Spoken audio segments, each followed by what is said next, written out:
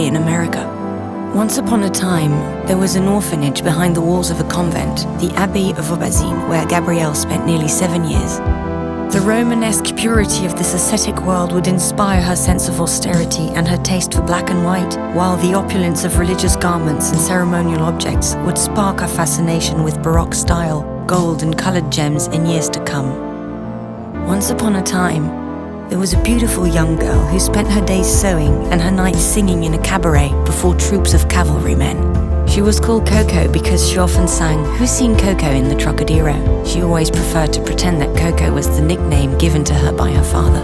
Once upon a time, a young woman with a boyish allure refused to ride side-saddle on the horses of a well-born cavalier, Etienne Balzan. She dressed like no one else, taking her inspiration from masculine attire and inventing new styles of hat, which she stripped off their birds and feathers to make them simpler, lighter, more chic. Her first clients were working girls, but society quickly followed. Once upon a time, there was a great love named Boy Capel. English, wealthy, and cultivated, he was the man of her dreams. He introduced her to literature, the Orient, and the esoteric. Boy helped Coco become Chanel. She decided to open her first boutiques in Paris, Deauville, and Biarritz. She wanted to work to win her liberty.